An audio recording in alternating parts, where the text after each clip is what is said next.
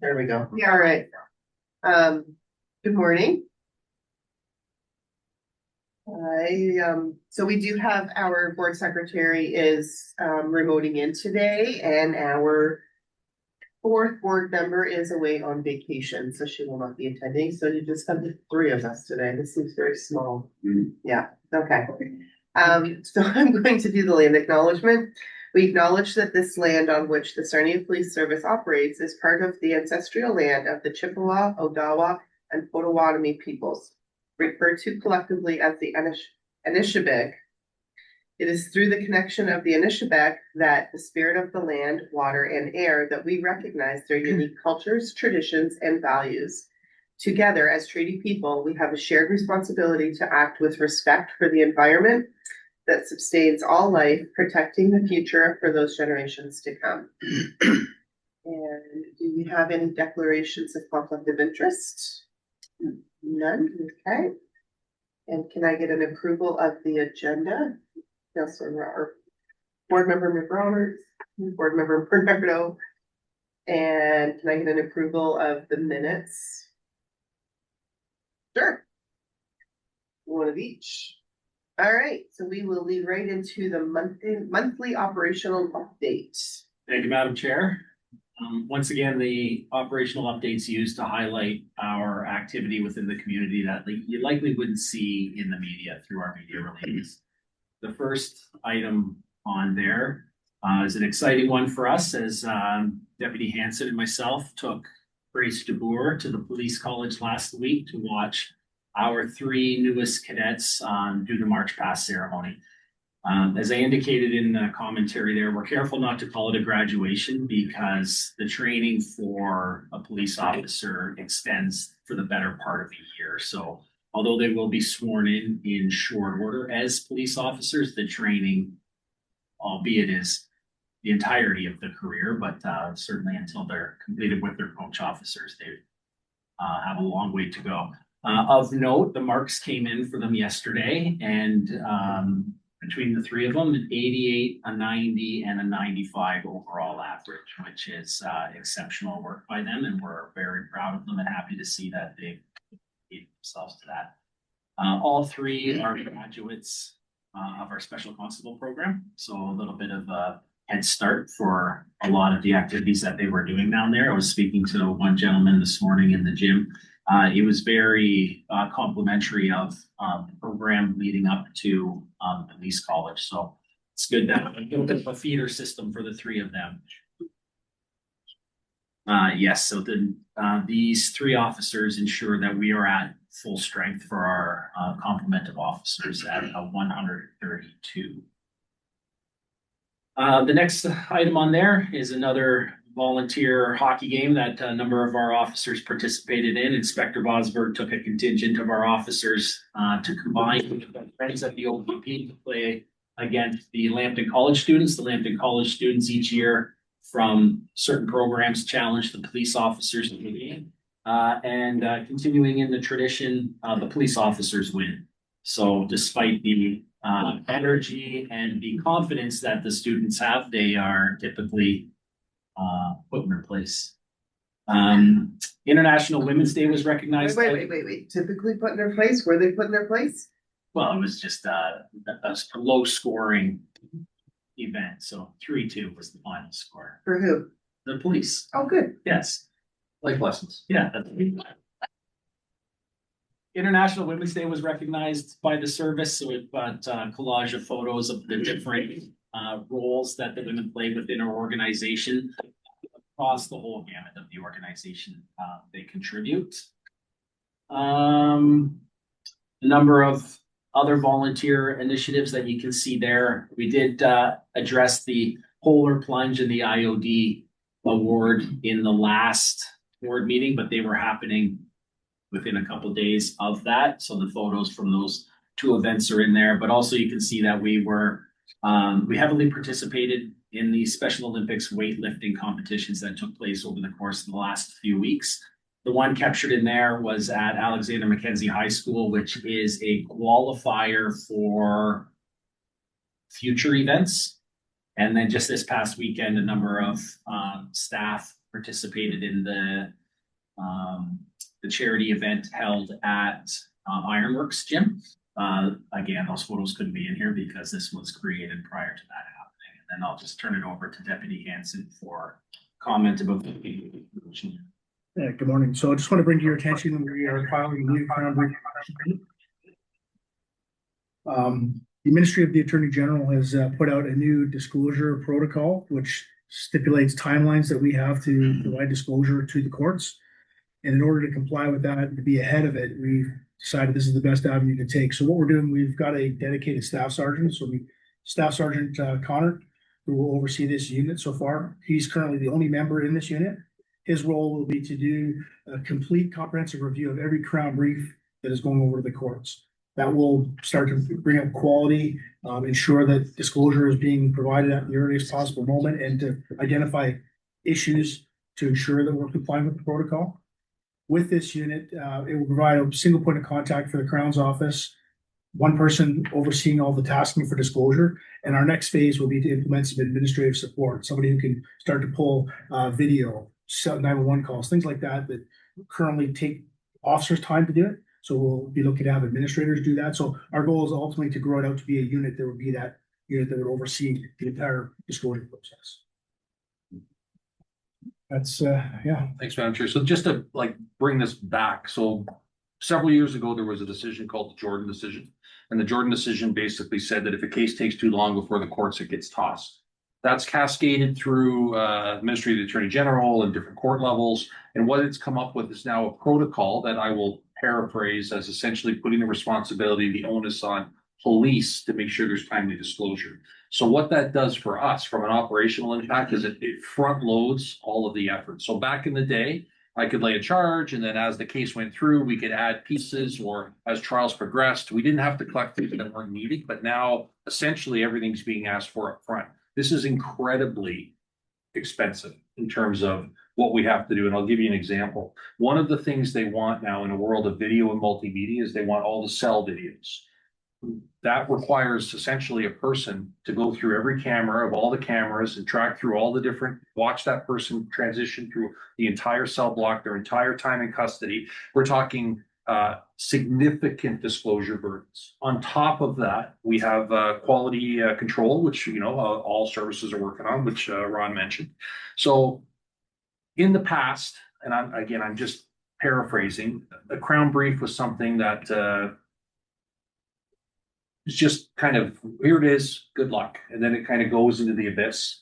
But very much now the responsibility is on the police service to make sure there's a lot of quality control there. And part of this beginning of this pilot, as Rod mentioned, is to put someone in charge to start that quality control process. I will foreshadow that we will have to staff this at some point, depending on wherever we go.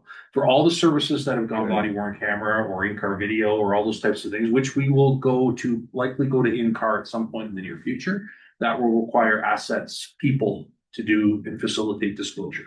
Having police officers do administrative functions like that is relatively cost prohibitive. So I'm talking about civilian support. So this is the inception of some sort of a civilian support side with some sworn oversight to help produce, collect, collate, and disclose the vast array of information that is now available. And every charge has to have a Crown Brief, right? Yes. Yeah. There could be multiple charges within a Crown Brief, but yes. So that seems rather daunting for one person, I would expect. It's review. So the staff sergeant's job is to read and review and approve, which is currently done by the platoons. But this initial pilot is to have a single point of contact so that we can ensure consistency across all groups, all platoons, establish a standard. And then from there, we can start to build out the full consistent process across the organization. Okay. There's a lot being asked of Staff Sergeant Connor. This is a big job with a lot of responsibility, and he's the right person for it. So we're going to see, we'll see where that goes. So this is yet again another requirement coming down from the provincial government or federal government? Provincial. Everything trickles down from the criminal code in the Supreme Court of Canada. So it does come from that level, but then it filters through to the province and then down to us. Are there any grants available to go along with that? Of course not. Okay. Okay, continue. on. Yeah, that's it. Well, oh, that's it? Oh, okay. All right, any questions? No comments? Okay, moving on. Collection of identifying information reports. Deputy. Okay, so this is an information report, so you have before you, so Ontario Regulation 5816, the collection of identifying information in certain circumstances requires us to report annually the numbers that we have for this. And I can tell you that as same as 2024, we have zero. We've not had any efforts, any time where an officer has attempted to collect information that falls under this particular regulation. Yeah, that's zeros across the board. Is that unusual? No. It's not. Okay, good. This is the street check flow from out of Toronto from many years ago. And what it created is essentially a framework that is rather complicated, and it really incentivized zero. So that's police services, including ours, majority just no longer pursue this avenue at all. So is this carding? It's carding. Essentially, Yeah. okay. I think one of the contributors to us getting zeros is the fact that our officers pretty much know everybody here already. That does. Yeah. All right. And as well, there's also other avenues to be able to achieve the same goal, right? So if an officer has reasonable grounds to arrest or detain, then the person can be able to identify themselves. So they're just using alternatives. That's good to know. Use of force, Deputy Chief Ensigal. Thank you, Madam Chair. Not zero, but very, very, very close. For the amount of interactions that we have with the public, the amount of times that we use force on an individual to affect an arrest, protect the public, protect the self, it is minuscule. There are mandatory reporting requirements for police officers in Ontario. Each time that they use force on an individual, they are required to complete a standardized document that is submitted to the ministry. Also, too, they report to us to report to the board. And so from the compilation of that information, prepared this report to demonstrate how often we used force on an individual, and the total use of force encounters in the city for 2025 was only 47. And I did put in there the amount of times that we had calls for service at 37,000. The 37,000 is a call for service. It doesn't even indicate the number of individuals that we would have dealt with, whether it be within that occurrence or even in general. So this number becomes even more minuscule as you factor in those things. Whereas the use of force incidents would capture the total number of subjects that we've dealt with as 55. So there may be an incident where there were multiple subjects. So there are more subjects than there are use of force reports. And there is the percentage of interactions resulting in the use of force at 0.13% of our interactions. And then I give you a lot of information with respect to some of the details and incidences where we did use force. The beginning of that report kind of gives you a framework of why we report. And then at the bottom, I included a couple of appendixes to just help you understand a little bit more of some of the subject behaviors that might be demonstrated for the officers to make the decision to use force. Subject to any questions, that is the annual report. What qualifies as an injury? If you tackle them, but everybody stands up and they're fine, or they get a bruise, like. No, I did put the definition of what an injury is in there. I could find it Be a a little little bit less, specifically yeah. for you, but essentially, if the paramedics see the person and it is just a treatment at roadside, it doesn't substantiate an injury. There's two definitions of what an injury is. The SIU investigates significant injuries, and they have a definition of what a significant injury is. The use of force report that would be required from an injury is below that standard. The typical one that we will see is a taser application. So if the paramedics come to the roadside and remove the probes from the embedded skin, and we can bring then the person to the facility, it's not an injury. But if the paramedics say, I'm not willing to pull those probes out of the skin, you need to go to the hospital, then we would classify that as an injury just because of the amount of treatment that they had to receive. Thank you. So how does this compare to previous years? This is from specifically to last year. This is 20 incidents below last year's. Last year we had 67 reported. This year is at 47. And this is very low. Thanks, Madam Chair. One of the things I just want to mention as we do this use of force reporting, it's important to remember that officer use of force is dictated by the behavior of the subject. We don't just arbitrarily decide. We're responding to what's there. For example, you'll see some of the stats there about knife or edged weapons. Like that is something the subject brings to the incident and the encounter with police. Policing is a contact sport. And I know I've said that before. So the presence of use of force is not in and of itself indicative of any good or bad. It's just the reality of doing the job that we do. What we look at from there is, was the use of force appropriate? Was there any issues that need to be addressed through training or other types of issues? And I'd also remind everyone watching that we have massive layers of oversight. So in addition to the use of force reporting, the courts, civil matters, there's SIU for serious injuries, which are independently investigated. There's the Law Enforcement Complaints Administration if someone has a concern about how police did or what police decided. So there's a number of layers around use of force. And whether we go up or down, while we would monitor that number, it is often dictated by outside forces that, we can't control.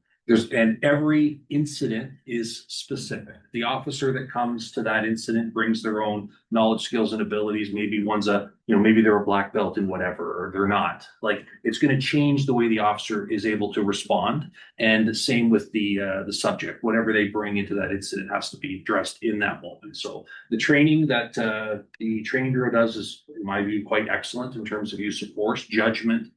Different scenarios that officers are trained to de-escalate. Like we respond to the behavior, and then it's the next goal is to bring it back down and bring everyone into custody or end the incident as safely as possible.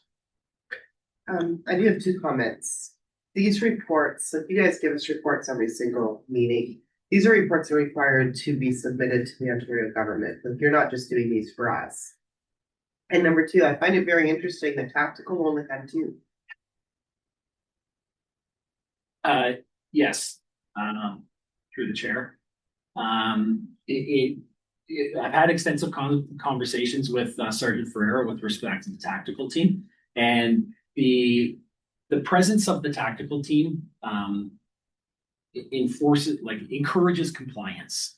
So when the tactical team is executing a search warrant or effecting an arrest, typically it's the immediate recognition of their presence there is we gain compliance immediately without having to escalate to the use of force. And this is what you're going to see in next year's report, which is going to include our K9 unit.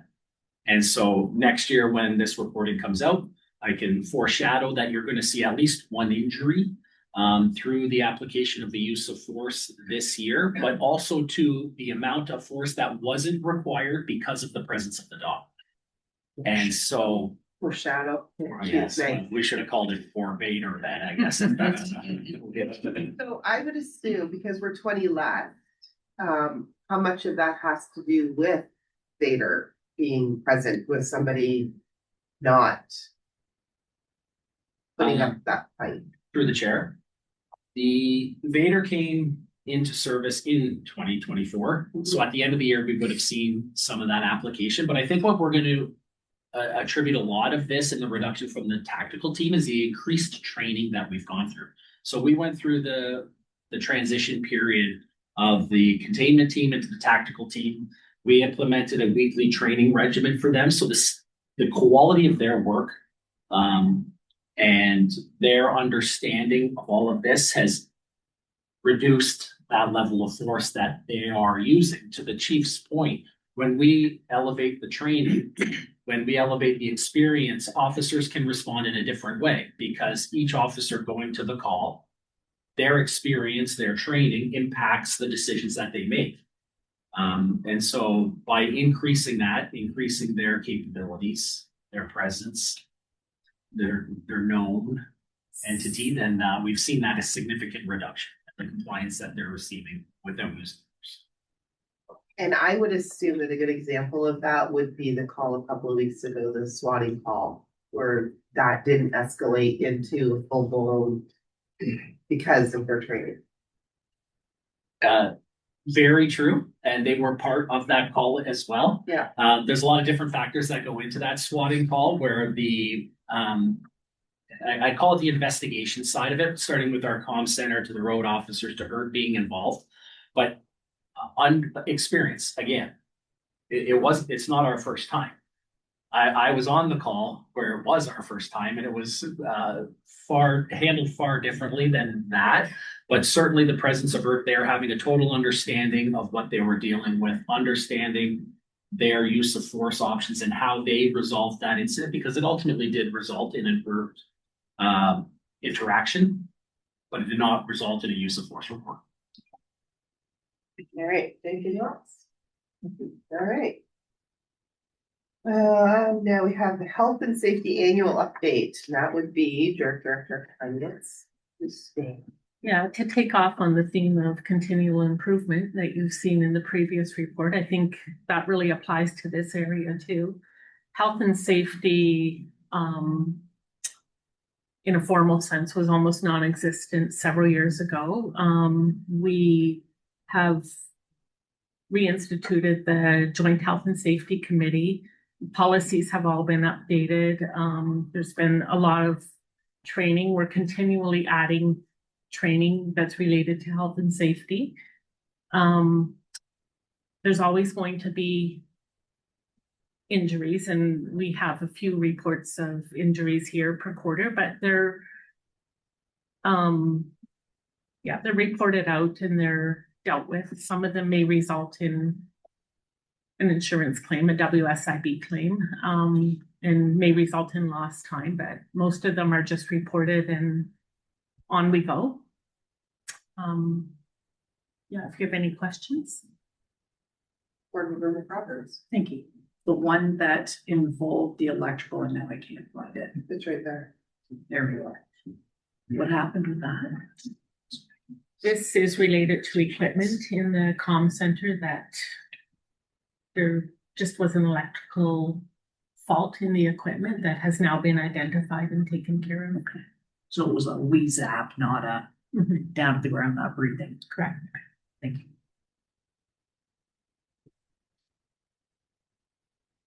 Some questions? And now for the best part of the meeting. Annual financial report. Okay, 2025, the year end shows a surplus of 322,000. It's almost 1% of the whole operating budget. Most of the savings are coming from the salaries and benefits that are related to either like a hiring gap, or people are off sick and on other insurance programs. Then we also had a significant larger revenues than we had anticipated, related to commercial paid duties. We typically won't budget those because we don't control the demand. It comes from external, and it's been good the last couple of years, but that could change anytime. So this isn't a guaranteed source of revenue. So we're benefiting from it for now for 2 years in a row. Officer overtime is significantly lower again than the trend, like let's just say the 10-year trend or the 20-year trend even. So overtime is being managed. Overtime is still necessary in situations, but there's good management around that.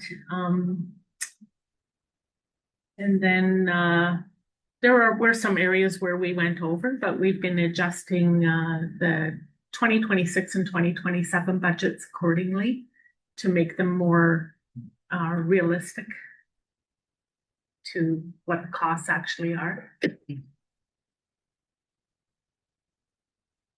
We're also reporting on the reserves and the activity in the reserves. There's really nothing that jumps out as a point of concern there, I don't think. So if there's any questions.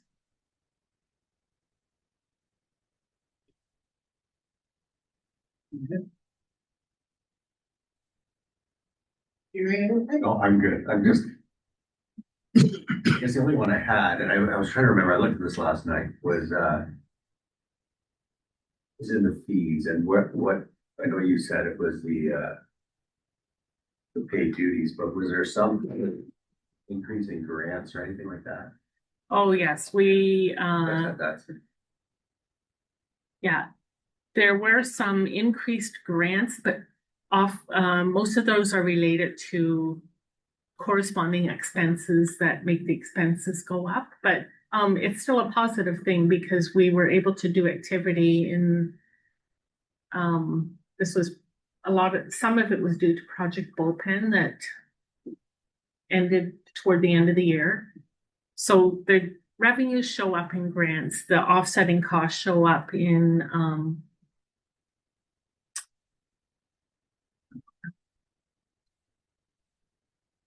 the operational expense. Yeah.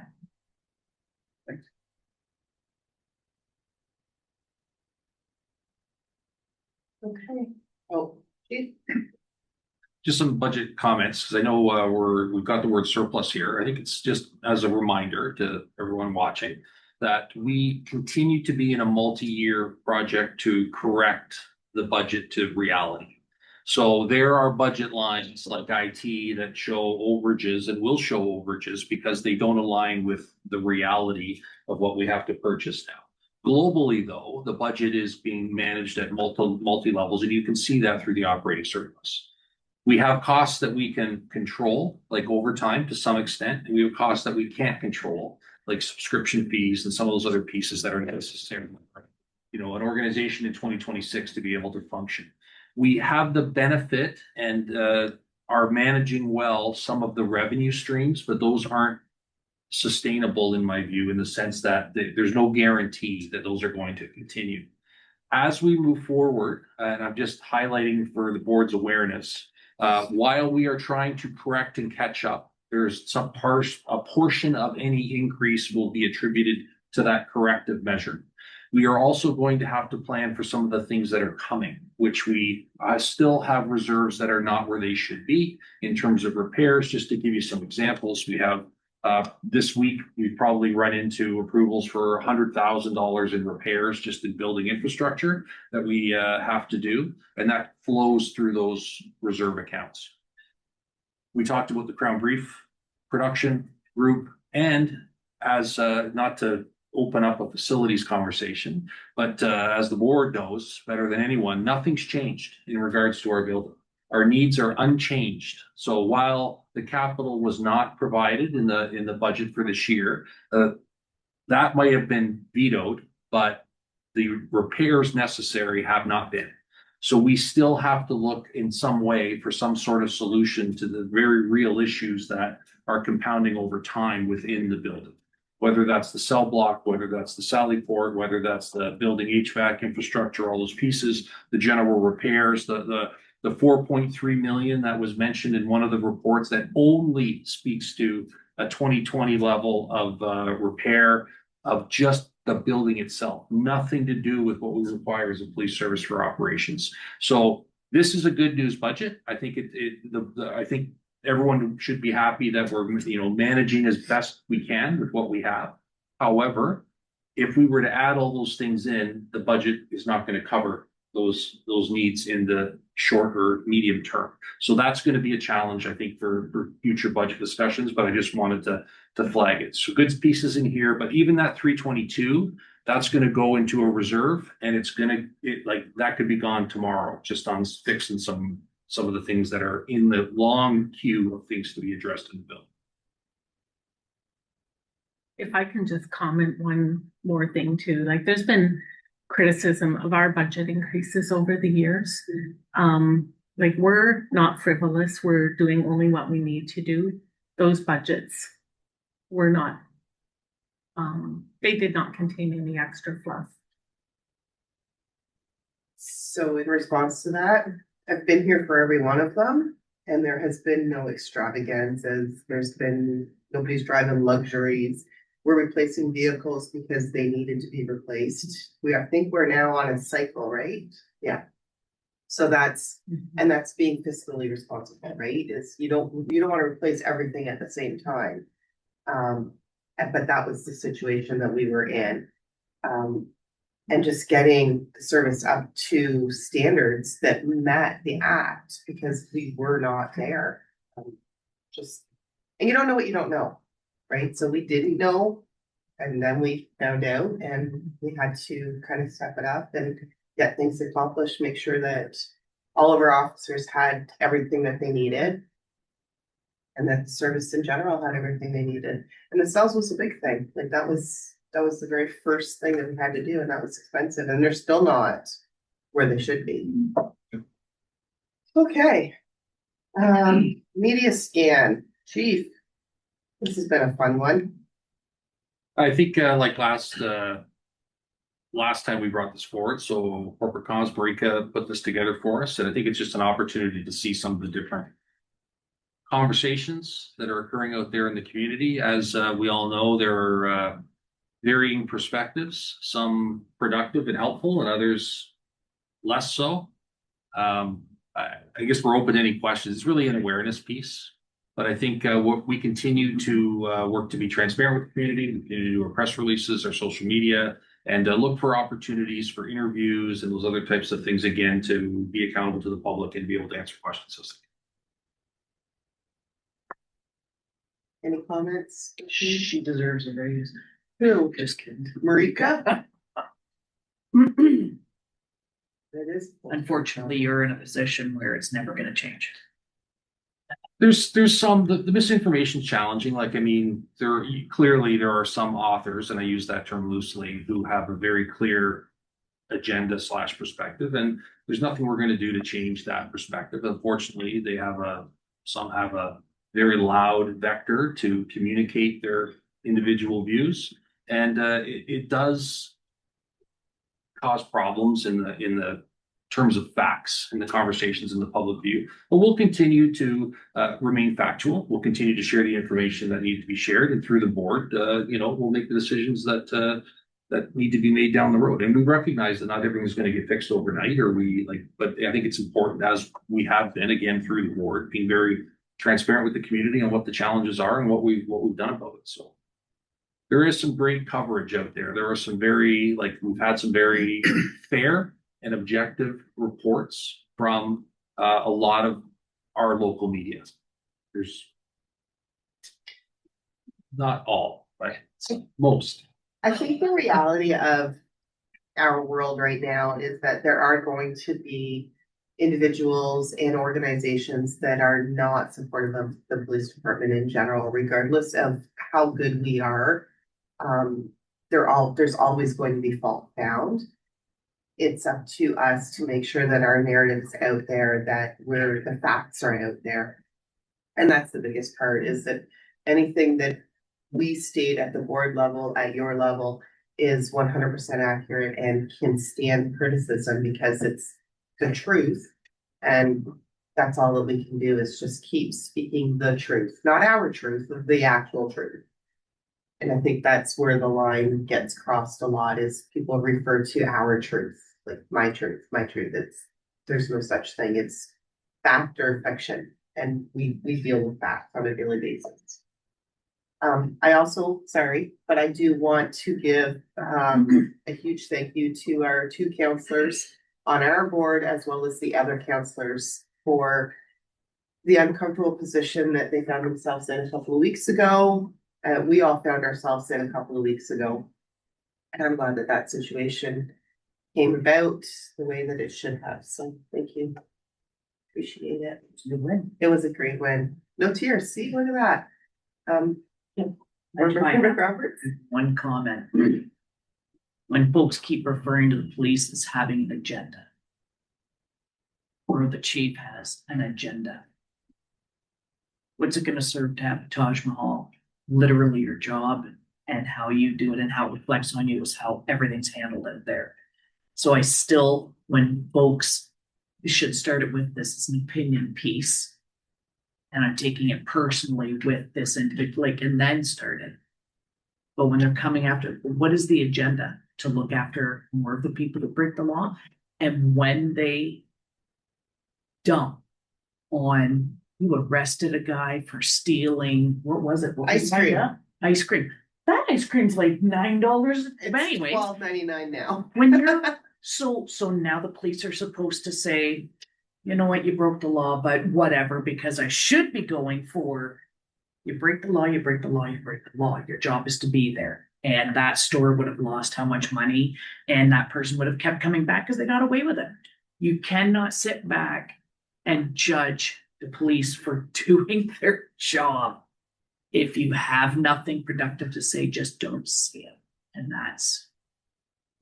So, a couple of things, thank you. And first thing I'll talk about is the agenda and the some of those arguments. You can always tell when someone has a failed argument when it turns into a personal attack. When it's name calling, which certain publications do, they'll label highly inflammatory and emotional adjectives, name calling, selective publication. Like if you look at letters to the editor in a local blog site, there's a theme, anything to do with the police. And it'll usually disparage me personally. Like high school rules, when it turns to name calling, someone's lost the plot. And if they can't balance the facts to make their argument, then they appeal to emotions. And I take that as we're on the right track because they don't have the facts to argue what we're doing. Because our mission here as an organization is to present the facts and to deliver our core business, which is the community safety, policing, crime prevention, all the things that we're mandated to do. That's what we do. It's not an agenda. It's not empire building. I realize it's hard when it's just a local perspective, but this is not an empire building initiative. This is a commitment to a lot of grind, a lot of unfounded criticism to try to make our organization better. And I include our whole team in this that are making those efforts. And to have those efforts unfairly disparaged by people that are trying to hijack the narrative for personal gain or just attention, then it does get frustrating. But I do think the majority of Sarnians and the community that we serve can see through some of that noise. Like that.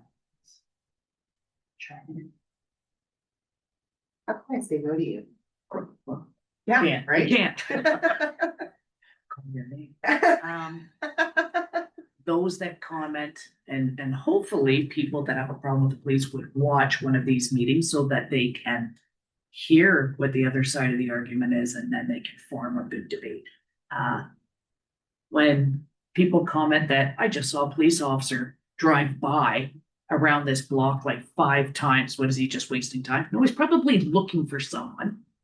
When 2 of the officers pull up side to side, and we've done the ride-alongs, it's because something just happened and now they're just reviewing, okay, what did you add to this? We've got, because when they make their notes and file them, they have to have the full story. And then lastly, you think these folks never have to take a break. This officer's on how long of a shift, they're entitled to eat something so that they can go do what they have to do. And they're not going to drive back to the police station and sit down and have an hour-long lunch, shoot the shit, go have a couple of smokes, and then go back to their job. I just need people to stop trashing it, because if something went wrong, 911's the first thing you're going to do. You need these people, so stop trying to look like the cool guy. So I'll come back to a couple of these. I want to come back to the ice cream just for a moment. So the hot tub one was another example. Like somebody woke up in the morning and there was an individual in their hot tub, lathering up, bathing in their hot tub. Like, sorry, It's awful, but depending on the result. But if you're the homeowner, like that's a direct cost to you. Like that's affected your lawful enjoyment of your property. Like that's not okay. not at So all. there's 2 sides to this that some people like to try to conflate all the time. We can still enforce the law and protect victims and protect businesses while also helping our partners that are positioned to deal with the social issues. So in terms of the ice cream, and I'm just speaking in general in that case and not specific. So I'm using it as a metaphor, if you will.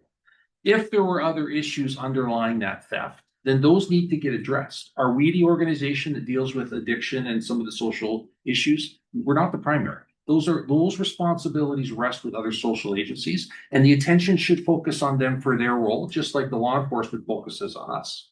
In terms of the crime, though, that's still a theft. Like somebody took 10 tubs of ice cream from a small retailer, which would be a direct loss off their profit line. Like everyone, like this is like there is a cost to crime. The argument that we often hear is, oh, it's a sustenance crime, or it's a people are as they're hungry, they're stealing things. And if that is the case, I can tell you that if the officer investigated, that would be a very different outcome. I'm not a nutritionist. 10 tubs of Ben and Jerry's on an egg timer for melting. I don't know. It's hard to make a sustenance argument, I would think, for that one. And also, we look at the history of the individual. If you've committed multiple criminal activities, then at some point in time, consequences need to occur. And if we're going to have a safe community, we have to ensure that reasonable consequences are in place in terms of criminal activity. And we put out shoplifting, not because that's all we do, clearly not. But we put it out there for a couple of reasons. Number one is it sends the message that shoplifting is not okay, theft is not okay, mischief is not. You're not allowed to victimize other people. The other part we put it out there for is that we deal with repeat offenders, because in some jurisdictions, this is way worse. The Sarnia police has taken a very strong stance against criminal activity in our community. And we're starting to see that pay off in some of our longer term crime statistics, which will be out later this year, and I'm looking forward to that release. And then, maybe we can see a little objective reporting on some of those numbers. But we look at our core business, we partner with our other agencies, and both things can be true at the same time. But we have to deal with our part, and the other agencies have to deal with theirs. In terms of the attacks on the police, I go back to, we are the only municipal department, and I'll use that as a term, that has to independently budget, that has to go and deal with difficult things in the community. The police in general have such a high degree of accountability. We are essentially easy targets and a traditional target for criticism, for budgets everywhere. This isn't a local thing, this is across the board. Because of the way it's structured for us to have to be very transparent and very public, and because we have a lot of authority, we need to have public transparency and public accountability, but that also makes us targets for unfair things. And I'll just, quote a March 11th headline, "The Harvest of Failure, Deconstructing the Chief Spectacle of Competency." Like very clearly, like the author of that, I would challenge us, show us, other than opinion, which it's unlabeled as, where is this harvest of failure? And what does that even mean? In terms of our budget management, in terms of our operational effectiveness, in terms of, the service changes that we've done in the organization, all the internal pieces, the policy updates, like I don't see what this individual says. And I also don't think it needs to be a personal attack. So again, you can see the themes. Yeah. Totally understand. So I have two comments. One, when board member McRoberts referred to the two officers, like door to door. The other thing that the general public doesn't understand is you have no idea what kind of call they just came from. And sometimes the only other person to talk to is a fellow officer. We've both been on, and the one ride along that I went on was horrendous. And like it takes a lot out of you. So if that's what they're doing, that's a wellness piece. Somebody has an issue with that, suck it up. It's just done. The other thing I want to touch base on is we haven't mentioned any building since the budget. As a board, as a police department, we haven't. There's only two individuals in the community that keeping the building project alive, and it's not us. We are looking at alternatives. We are trying to figure out how to accomplish the needs of the service within what we have to deal with. So I just want the public to be very aware that we're not pushing that narrative. That's not us. It's just not. If that doesn't get it, then the media is not watching this meeting either. Well, possibly, but I do want that very well aware, and we will, like, we are keeping options open. We have very real issues, not concerns. There are issues within this facility that does not support the needs of the Sarnia Police Department. Therefore, we have to look at alternatives and how we can get our needs met so that we can meet the standards that are set for us by the Community Safety and Policing Act. And we will continue to do that. And there's a lot that we're looking at. And we're going to have to start proceeding with some of those. And some of them are the necessary code violations that have to be met in this building, and that's going to cost money. So whatever money we have in reserve by the end of the year, chances are that will be. Thank you. It's true, like this is Matt. it wasn't approved in the budget. The board had approved a capital, of all the studies, and we can go back in time, we had a group, joint committee with the city to look at all the different alternatives, because there's a lot of noise out there that we didn't look at anything, but we did. We looked at different models, we looked at different alternatives, we looked at different offsites, all these different things. And the board's decision in the end of the day was that a new build was the most efficient and effective long-term solution, like looking for 40 years into the future. We have millions, any way you slice it, millions and millions of dollars that will need to pour into this facility. And then what's the long-term prognosis? Again, if we look at this in a short-sighted perspective, that might seem cheaper, but at some point, the total cost of ownership changes in terms of the metrics of what is the cost of running a police station. So that's very clearly a challenge. And that's one of the challenges certainly I'm going to have bringing to the board to say, what do we do? Because to your point, although the arguments were made that the building was not to be funded, that ultimately council wasn't funded, which is fine. There was no funding provided for repairs. So in some of those conversations, it was, this is a Taj Mahal, this is ridiculous. Okay, you don't like it? And again, we worked within the frameworks, but also there were statements made like, repair what you have, live within your means, which understandable, but also how do we fix what's here? So we're kind of in a bind. Unfunded liabilities, the things that have to be repaired, and it definitely will be a challenge. And the last thing I'll say is in terms of the two vehicles meeting up, again, we put a lot of facts out there and there's a lot of emotions. And again, the police are like a favorite for, complaints, which is okay. It's fine. Our officers, just since January 1, do on average 97 events a day. So that's 24-hour period, 97 events. Of those 97 events, 21, almost 22 are priority ones. So those are emergencies. So if you see two cars parked beside each other, just remember there's 100 events a day that those officers and their teams are responding to every single day in our city. And a fifth of those are emergencies. So if they happen to be able to catch a break to grab a bite to eat or do their notes or whatever that is a fully supported by this administration and necessary aspect of their job that they will continue to do. Listen, I've done 5. You've done a couple. Did you get to eat? I didn't get to eat. No, we never. I barely had a coffee, and I had to beg them to do that. So I think those of us that have done ride-alongs, you're going to do one. Will defend to the ends of the earth. It was snacking. It was Just grab this and eat as you're driving. Yeah. I had to go to the washroom at the hospital because we couldn't stop. Like, it was just constant go. Okay, moving on. So the next is me. The OAPSB Spring Conference is happening June 1st to the 3rd in Niagara Falls. This is do I need a motion to do this? I would believe so. I do. It's a Can I get the motion? Roberts, I don't know. Okay, I hope Joan can hear me. I find this conference is invaluable for the information that you learn, especially while we're still trying to navigate the new act. But it also gives us the opportunity to network and discuss and have meetings and with other boards throughout Ontario. So this year, I know I would like to attend again. Board member, Vice Chair Gillis would like to go, and Board Member Bernardo would like to go. So if I can get a motion for that.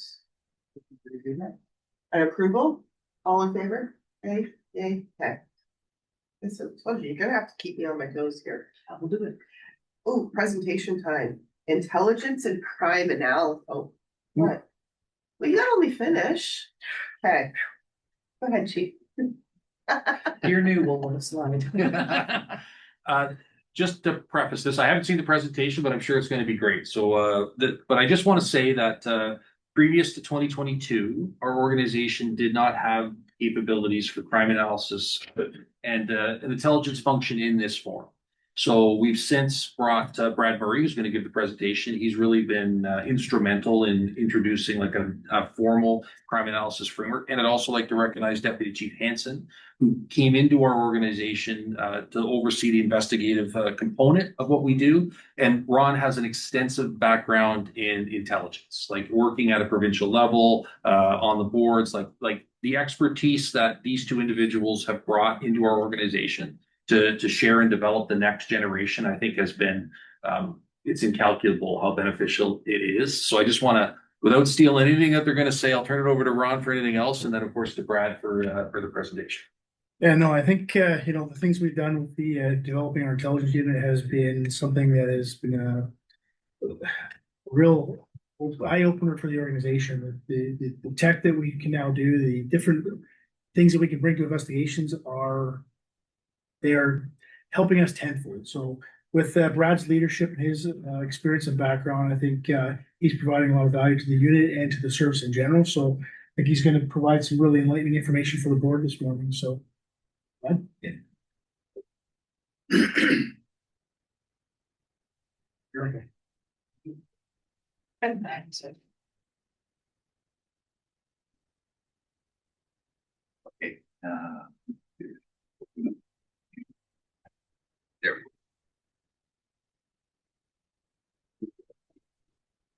I don't want to break it. Never mind. I'll walk around. Good morning, Madam Chair, members of the board, and members of the senior leadership team. Thank you for having me here today to present on the Crime and Intelligence Unit. My name is Brad Murray. I'm the manager of the Crime and Intelligence Unit. So, what is the Crime Intelligence Unit? Crime Intelligence Unit is made up of 3 separate sections. One section is the Intelligence Unit. Within the Intelligence Unit, we have 4 officers. 2 are dedicated specifically to intelligence purposes, intelligence support and tech.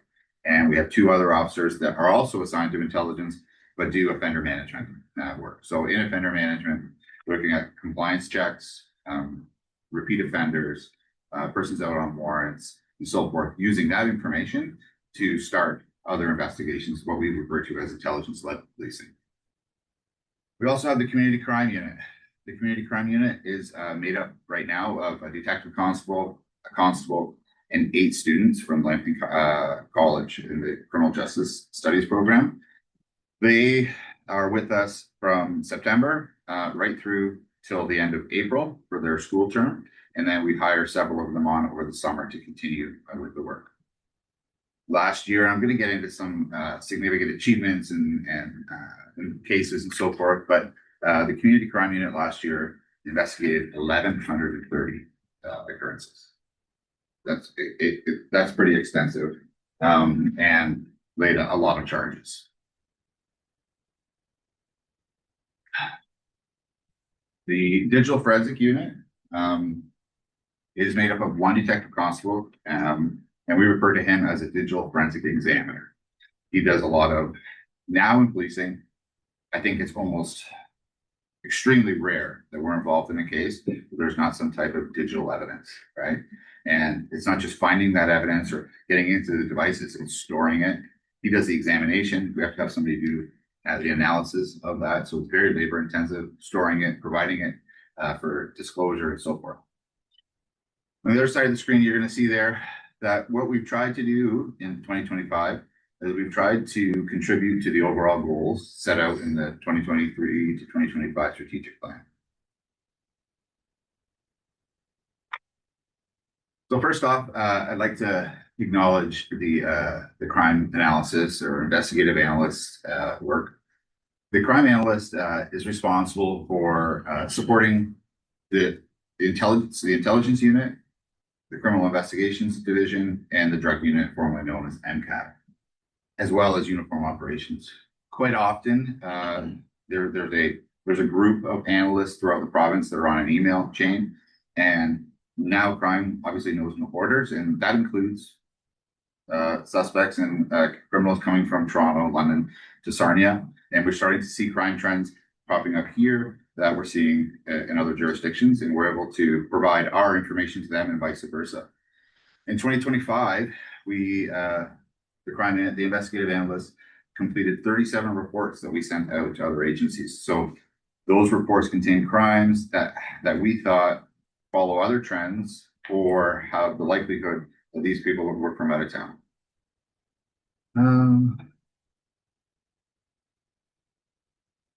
So they're also responsible for operational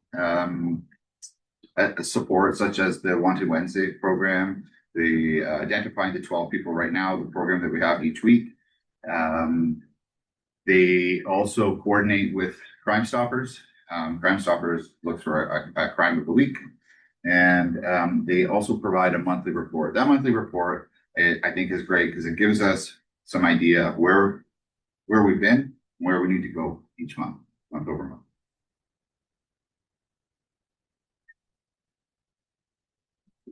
So one of the successful projects, we had several successful projects and investigations in 2025.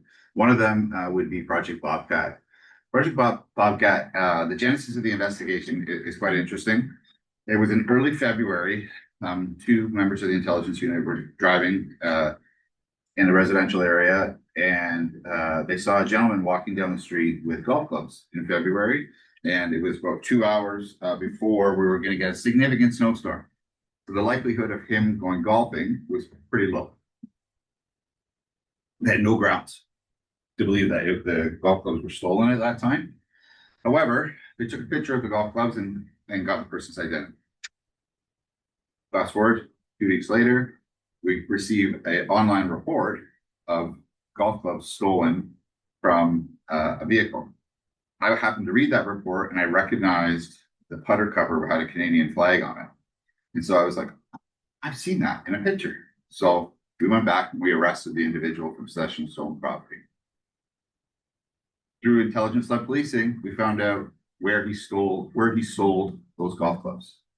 As luck would have it, that very next day, we received a call that there was a stolen Kubota in the backyard at the same location. So a skid steer.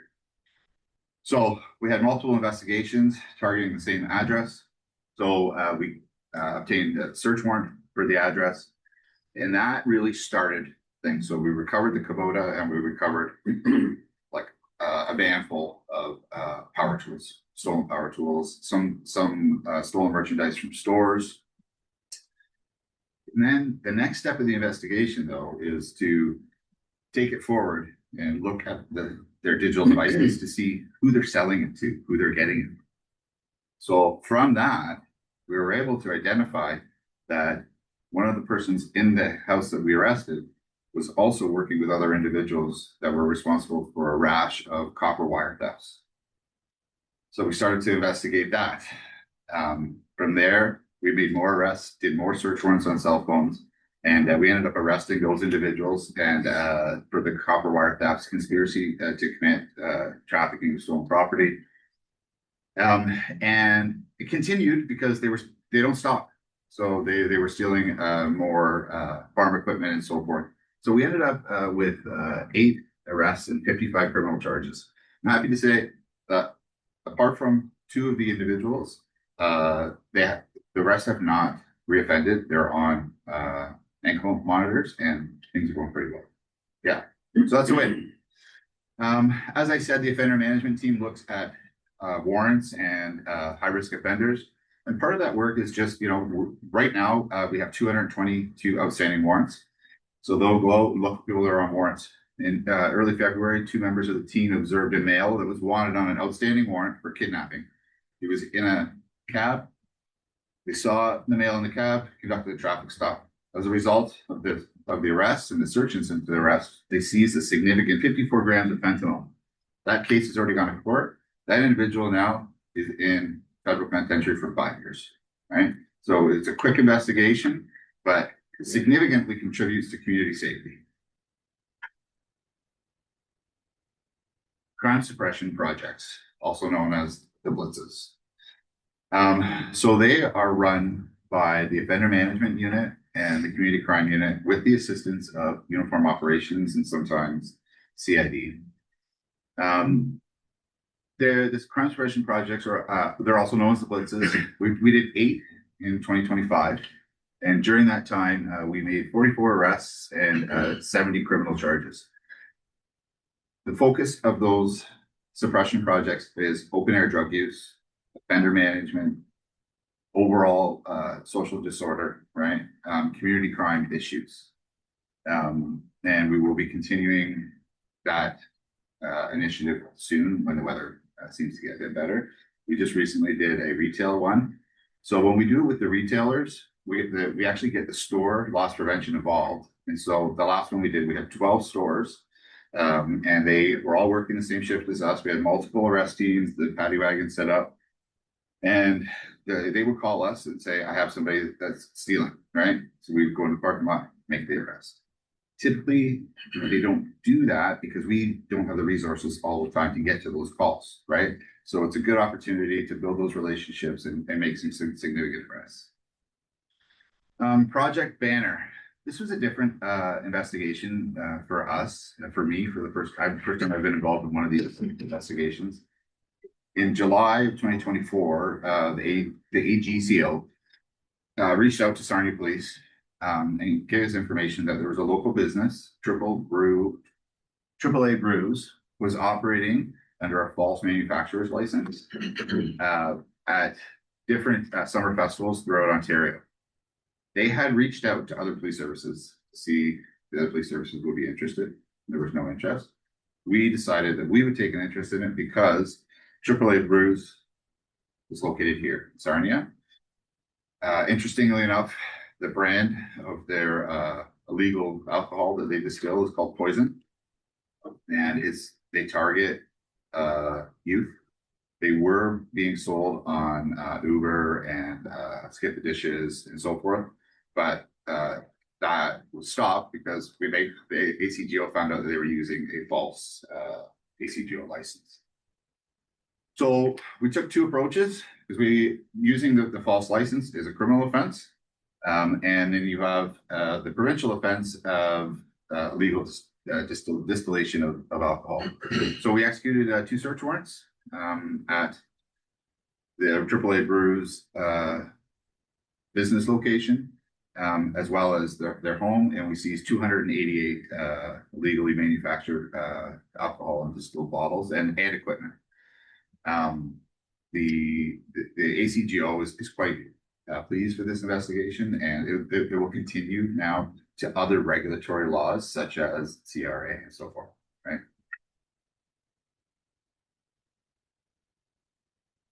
The vape bike project. So just to be clear, like these types of offenses are happening throughout everywhere in Ontario, right? But what's different about Sarnia is that we're actually taking the approach to address them, right? And proactively address the theft of bicycles and porch packages. So in 2025, we deployed either the vape bike or the vape package 30 times. And as a result of that, we made 7 arrests and 23 criminal charges.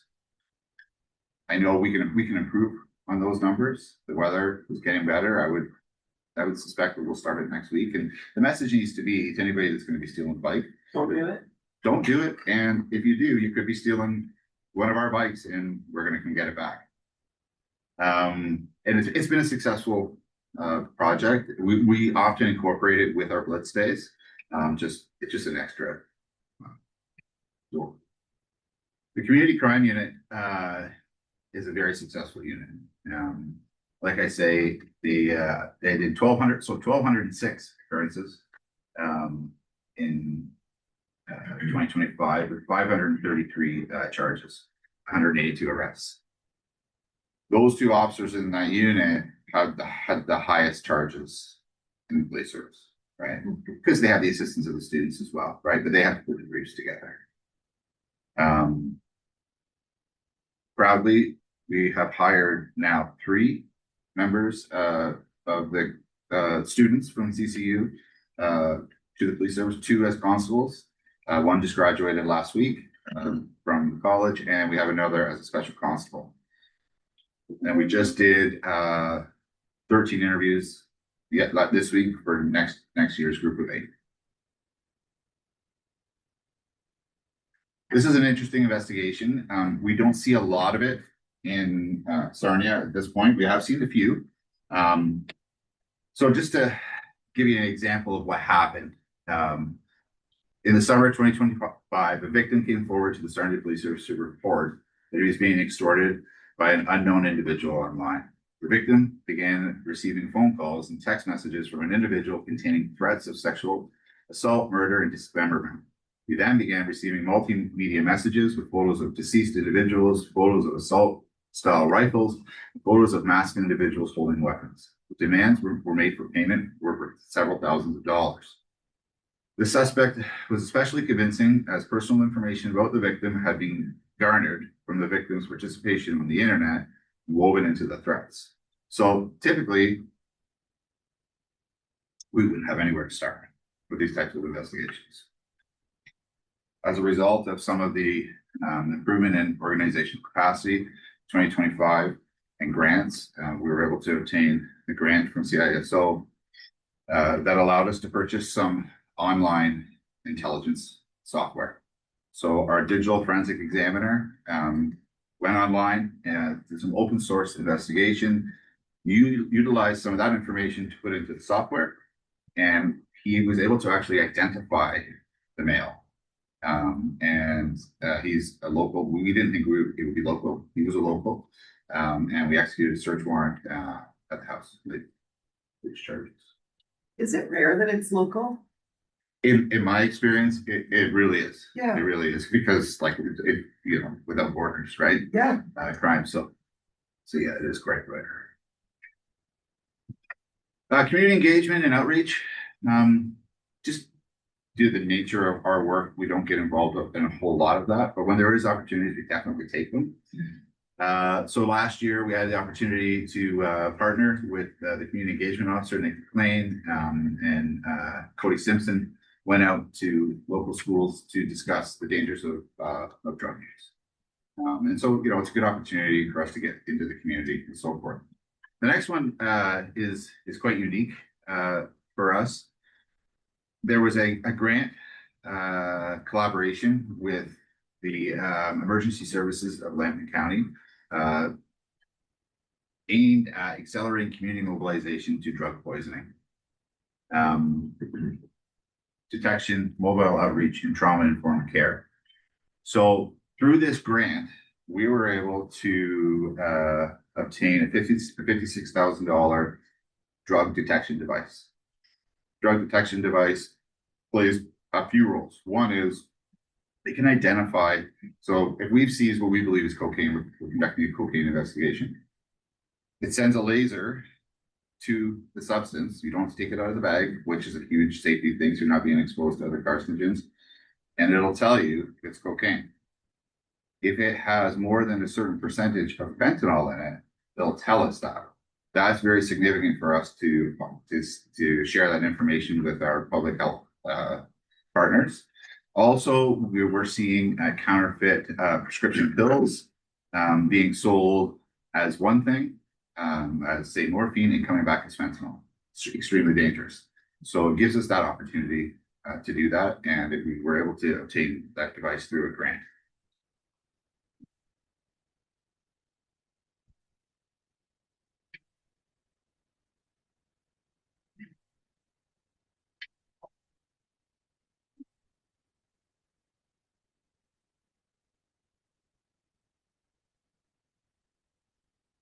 Just advance it one, arrow keys. There we go. You know what, we took the opportunity to attend, the town hall meetings. There was always a member from the intelligence unit there, either the internal or, the community, meetings. And attendance, in these meetings, enabled us to more effectively align our operational priorities, both with the organizational objectives and community needs. It's always great, you know, if you hear from people directly from them, but it's important to them, right? So we were able to attend those meetings and gather some real information as well. Is This Yours? Is This Yours is an online initiative that was developed by our senior leadership team. And it was in relation to property that police often encounter, seize, or find that we can't identify who the owner is, right? So we've created a website where we can upload the pictures. People can go on and they can claim the pictures. They can claim the property by providing some types of details. We have to verify it and then we can return it to them. There was an incident in October that we were pretty proud of this. It was a bicycle that was recovered just after it had been stolen. We placed it on the website and the lawful owner got it back. This was his only means to get to work, right? So it was great. The grocery cart project. Grocery cart project basically is a symbol of the broken windows theory, right? And so what led us to start doing that is we had a meeting in late 2024, the community crime unit, with loss prevention officers and local retailers. During that meeting, they told us about their concern about the rise in shoplifting, but they also said to us that they're losing a significant amount of shopping carts, up to $25,000 to $50,000 a year. So it made us think, okay, well, what can we do about that as well? So what we decided to do is we wanted to educate people that the shopping carts that you take from a business it's not your property. It's not okay to take it off the property. But some people might not know that. So first step was educating people and letting them know that you're in possession of stolen property. Second step was we had officers issue warnings, formal cautions to individuals that they were in possession of stolen property. Document the interaction and facilitate the return of the cart. If it happened a third time, we actually laid in possession of stolen property.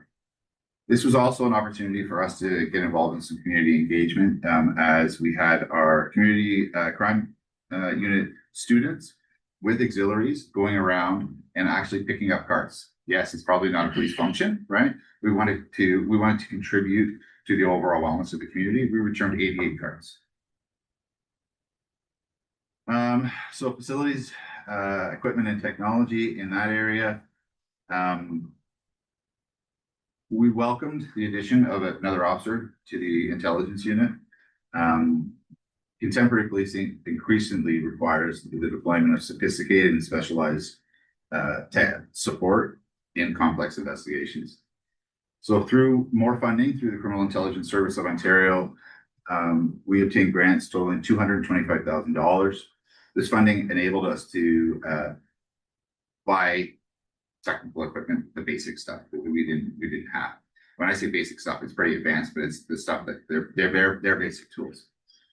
As well as a modern drone, which was used this week to find somebody, a missing person. To find a missing person? Yes, it was. Yes. Cybercrime investigations and management of digital evidence has become increasingly resource intensive and has resulted in expanded disclosure, especially like the chief said. As technology evolves, so does evidentiary burdens required to meet the judicial standards.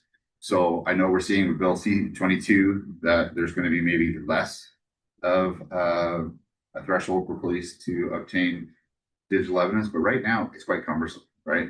So to get digital evidence, there's a lot of search warrants. And to ensure compliance with judicial requirements and best practices, the Digital Forensic Unit acquired essential software to preserve digital evidence. So for example, we're all on social media, we're all on Facebook. If you go on Facebook and you you start going through a thread, right? And you have to open up different threads and so forth and go back and try to understand who's saying what. We have software that will actually capture the page and it plays it out like a video. Plays it out chronologically and it just shows you what was said, when it was said. And so for court, we've met the standard because there's case law that said that we need to start doing this. So we met the standard and it presents much better. We enhanced some communications just due to the natural landscape of Lambton County and the lack of cell phone towers. We struggled with radio transmissions and cell phone communications during like some complex investigations or inter-operational unit investigations. So as a result, we found a solution that was actually very cost effective, and we purchased 14 units. So now they're interoperable, and so we can work. Drugs can work with the ERT team. The duty officer can be involved, and then if we decide we want to work with London, they're on the same system. We just put them onto our system. As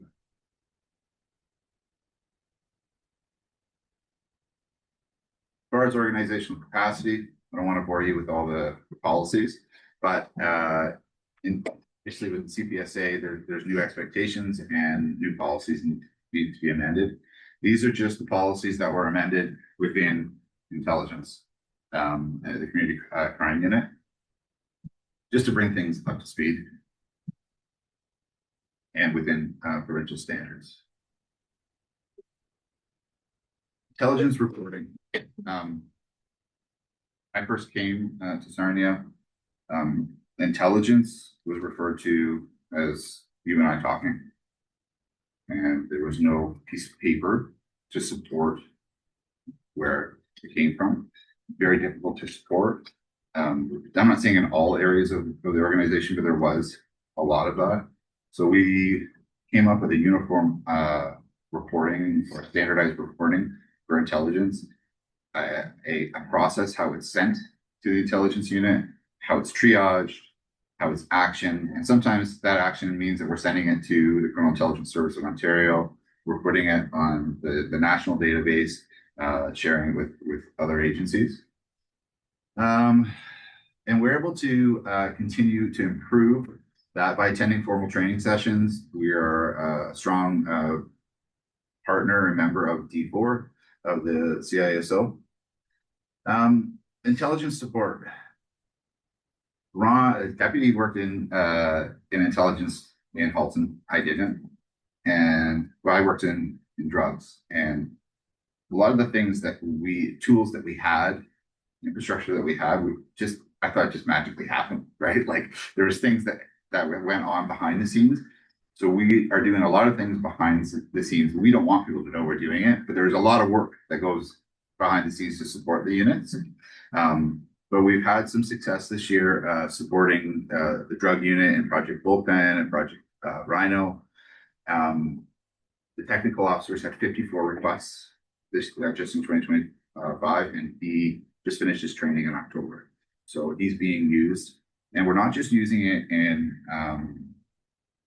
drug investigations. We are also using it in intimate partner violence investigations, where we're looking for a suspect to attend. Like we hear that the suspect goes and attends a place where he shouldn't. That type of evidence is crucial. It's great. The offender management unit and bail compliance dashboard. Deputy Hansen quarterback the bail compliance dashboard, which is great. So now we know anybody. We have a dashboard. We know anybody that's in Sarnia that's either on our charges on bail for firearms charges from Sarnia or from another jurisdiction. We know, and it also allows us to do compliance checks. In 2025, the offender management unit conducted 54 compliance checks, made 93 arrests, and laid 124 criminal charges. 2 guys. And lastly, the Warrant Project. So we had a system where you would call to records and say, I think I have a guy in a warrant, can you check the drawer? They had a drawer of people that were in warrants, right? Like a physical drawer? Yes, the drawer, yes. And then so that there was those warrants, right? But there's also the warrants that we have on CPIC, right? Which will also be in the drawer, but then an RMS. So we realized that there was prior to 2022, none of the warrants that were in the drawer were added onto our analytics system. So a member of the crime intelligence unit was assigned to phase 1, and that was literally going through the drawer, one warrant at a time.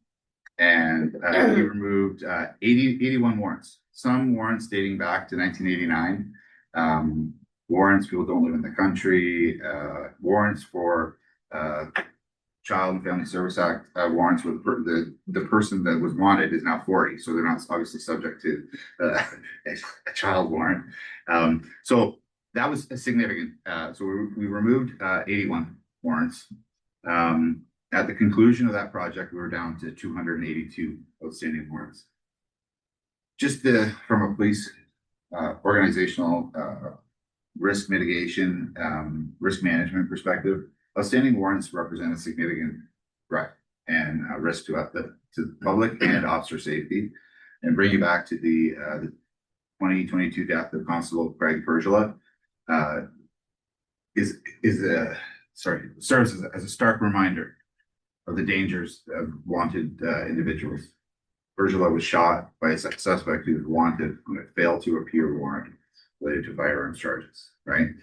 And so I can tell you right now, we have officers looking for suspects in relation to some recent violent offenses last week, and we make it a priority.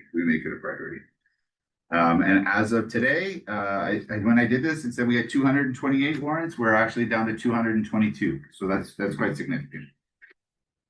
That's it. Well, then. Any questions? But if I can just say quickly, so a typical intelligence unit in other agencies wouldn't provide this breadth of work.